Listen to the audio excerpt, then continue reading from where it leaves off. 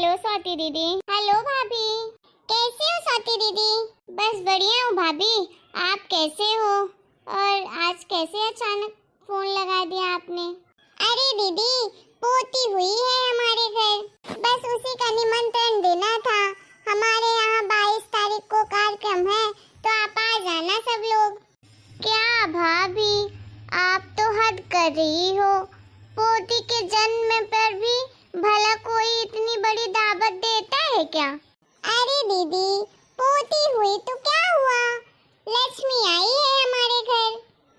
देखो दीदी, ये तो अपनी अपनी समझ का फर्क होता है, और आपको तो पता ही है कि मैं बेटा बेटी में कोई फर्क रखती नहीं हूँ। और दीदी, मैं आपसे रिक्वेस्ट करूँगी कि आप सब परिवार आकर मेरी पोती को आशीर्वाद दें। ठीक है भाभी, आने की कोशिश करूँगी। ठीक है दीदी, रखती हूँ फोन अब। दीदी ने तो ऐसी बात बोलकर मेरे पुराने दिन याद दिला दिए, जब सबसे पहले मुझे तो बेटी ही हुई थी और मेरे पूरे घर वालों को तो बेटा चाहिए था। मेरी बिटिया पैदा हुई तो उसे देखकर तो सबके मुंह ही उतर गए थे। सब उसे जरा सी बच्ची के साथ गैरों जैसा व्यवहार करते थे। और तो और सासू माँ ने तो 4 दिन तक अपनी पोती को गोद में भी नहीं लिया था। जब मेरी बिटिया के नामकरण की बारी आई तो बस फॉर्मेलिटी के लिए नाम कर लिया था। मेरा तो कितना मन था, कितना चाह रही थी कि मेरा तो पहला बच्चा है, नामकरण तो अच्छा होना चाहिए, अच्छा फंक्शन हो, धूमधाम से हो। लेकिन मुझे तो उस घर में जरा सा भी बोलने का अधिकार ही नहीं था। अब मैं दूसरों को क्या बोलती, मेरे पति ने ही मेरी नहीं सुनी।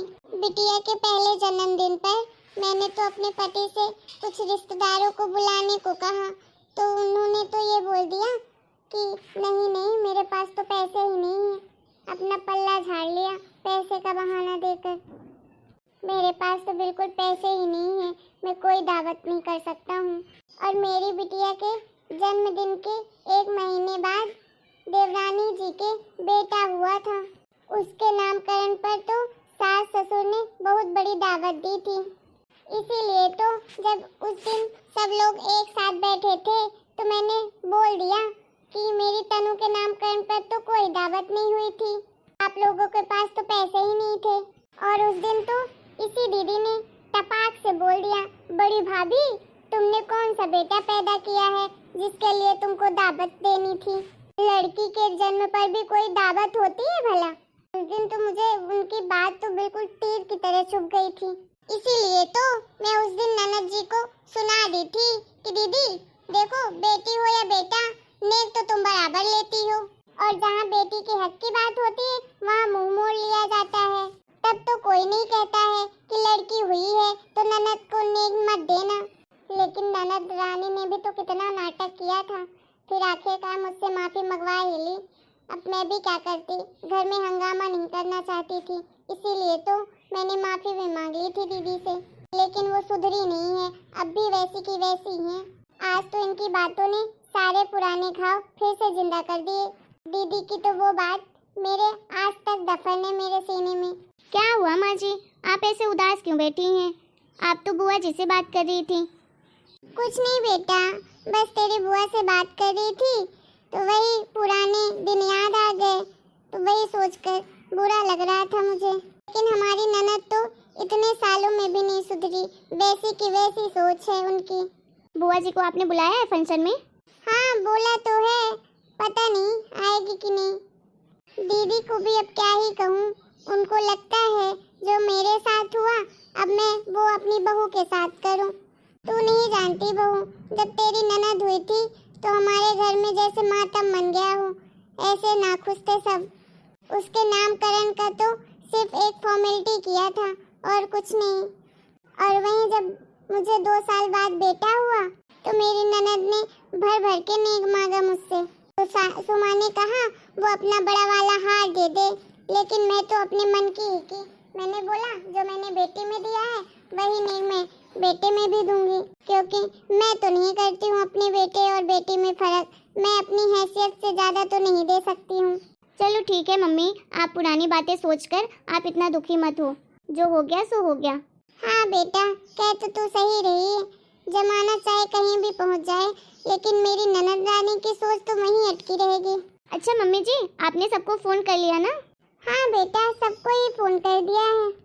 हाँ बहू, बस थोड़ा सा काम रह गया है बाजार का, बस बाजार जाकर आती हूँ अभी। चलो अब मैं जाती हूँ बाजार, कुछ सामान लाना है। ठीक है माँ जी।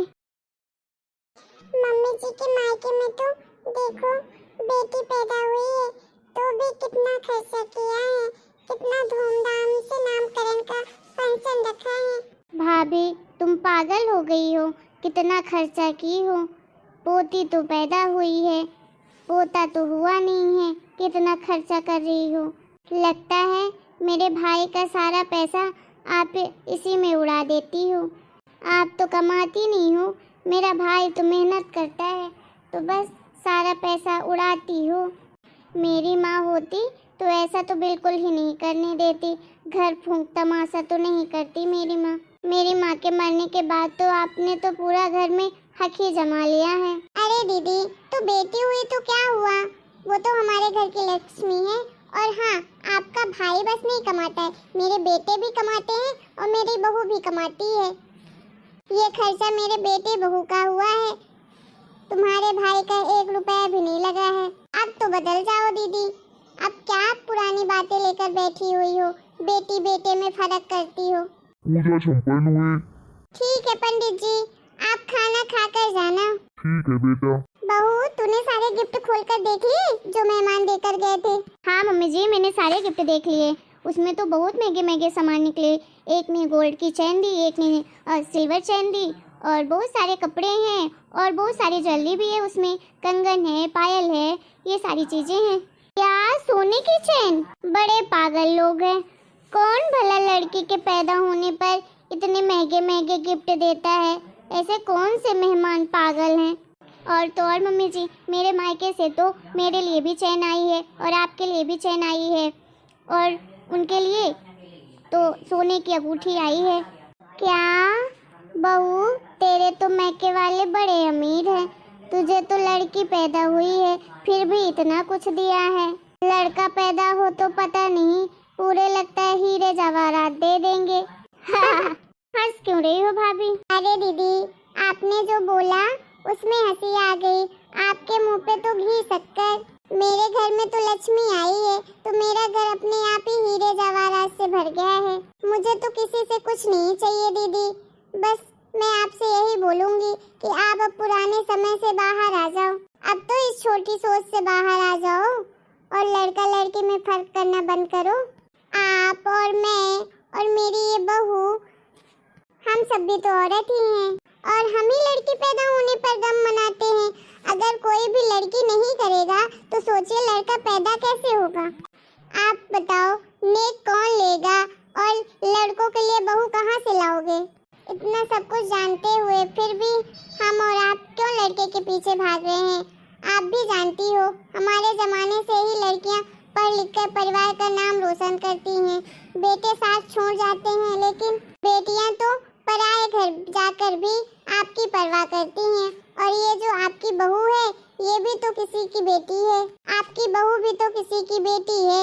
अगर आपने इसे पति दिया है तो इसके माता पिता ने भी तो आपकी सेवा के लिए बहू दी है, जो अपना सब कुछ छोड़कर चली आई आपके पास। इसलिए आप इन बातों को छोड़कर सही के साथ आगे चलिए। क्यों दीदी, आप एक बात बताओ, जब आपके भैया का जन्मदिन मनाया जाता था तो आपको नहीं लगता था कि आपका भी जन्मदिन मनाया जाए, आपके लिए भी नए कपड़े लाए जाएं? भाई की तरह आपको भी पढ़ने का आगे मौका मिलना होता तो शायद आप आज कोई बहुत अच्छी सरकारी नौकरी के पद पर होती। एक बात बताइए, अगर हमारे साथ ये सब हुआ, हमारे माँ बाप ने ये सब नहीं किया, तो हम तो कर सकते हैं अपनी बेटी के लिए। हम क्यों उनके जैसा बने? आपने रन्नू बेटी को आगे पढ़ने नहीं दिया, अब उसके ससुराल वाले उसे ताना देते हैं ना कि गवार कहीं की, ये वो सुनाते हैं ना, तो आपको कहीं ना कहीं लगता होगा ना कि काश मैं उसे इतना पढ़ा लिखा लेती तो वो किसी के ऊपर डिपेंड नहीं रहती और कुछ कोई उसे ऐसी बातें नहीं सुनाता। काश आपने भी अपनी बेटी की बातें सुनी होती तो आज वो किसी बड़े कॉलेज में प्रोफेसर होती। आप मेरी बेटी को देखो, सबने उसे मना किया पढ़ाने के लिए, लेकिन मैं जिद में आके अपनी बेटी को पढ़ाया ना। आज देखो वो डॉक्टर है। और मेरी बहू को देख लो, कैसे घर भी संभाल लेती है और जॉब भी करती है। आप अपनी पोती के बारे में भी तो सोचो। अभी वो 1 साल की हुई है, लेकिन आप जरा सा उस पर ध्यान नहीं देती हो। कभी आपका मन नहीं करता क्या कि उसे उठाकर अपनी सीने से लगा लूं? इतनी प्यारी बच्ची है। लेकिन दीदी आपका ईगो ना इतना बड़ा है कि आप सुनती ही नहीं हो किसी की। आप सिर्फ अपने मन का सुनती हो, दिल का सुनती ही नहीं हो। जिस दिन अपने दिल की बात सुनोगी ना, उस दिन सब कुछ सही हो जाएगा। देखो दीदी, जो आपने अपनी बेटी के साथ किया है ना गलत, वो तो आप बदल नहीं सकती, लेकिन अपनी पोती के साथ मत करना। अपनी पोती के खूब पढ़ाना लिखाना। देखो दीदी, मेरा कोई ऐसा मतलब नहीं था कि मैं आपको इतना कुछ सुनाऊं। मैं सिर्फ आपको समझाना चाह रही थी कि समय के साथ हर इंसान को बदलना चाहिए। जो गलतियां हमारे पेरेंट्स ने की है, वो आगे कोई भी ना करे। बेटी हो चाहे बेटा हो, दोनों को बराबर प्यार करना चाहिए। आखिर दोनों ही तो भगवान की देन होते हैं। अगर बेटा नहीं होगा तो दामाद कैसे मिलेगा, और अगर बेटी नहीं होगी तो बहू कैसे मिलेगी? तो हमें दोनों चाहिए। तो हम बेटा और बेटी में कोई फर्क ना करें। सही कह रही हो भाभी, आज तो आपने मेरी आंखें ही खोल दी। मैंने जिंदगी में कितनी गलतियां की हैं। मैंने आपके साथ भी बहुत कुछ गलत किया है, और अब तो मैं अपनी बहू के साथ भी कर रही हूँ, अपनी पोती के साथ कर रही हूँ, अपनी बेटी के साथ तो किया ही है। उसकी तो मैंने जिंदगी ही बर्बाद कर ली है। लेकिन भाभी, अब मैं ये गलती नहीं करूँगी। मैं अपनी पोती को बहुत पढ़ाऊँगी लिखाऊँगी, और मैं अपनी बहू में भी कोई फर्क नहीं करूँगी। ये हुई ना बात दीदी, अगर हम बदलेंगे तभी तो समाज बदलेगा दीदी। सही कह रही हो भाभी आप। चलो अब मैं चलती हूँ, घर भी जाना है। सब लोग पहुँच गए होंगे। मैंने तो बोला था थोड़ी देर से आऊँगी, इसलिए अब मैं भी चलती हूँ घर। ठीक है दीदी, आराम से जाना। और सुनो दीदी, 6 महीने बाद मैंने अपनी पोती पर खाने का फंक्शन रखा है, तो आप सब लोग जरूर आना। ठीक है भाभी, हम सब जरूर आएंगे। तो देखा आप सब लोगों ने, बेटी हो चाहे बेटा, हमें तो दोनों ही प्यारे होते हैं, क्योंकि दोनों ही हमारे बच्चे होते हैं। हमें बेटी और बेटे में कोई फर्क नहीं करना चाहिए। और अगर आप लोगों को हमारा वीडियो अच्छा लगा हो, तो आप हमारे वीडियो को लाइक करें, शेयर करें, कमेंट करें और हमारे चैनल को सब्सक्राइब करें।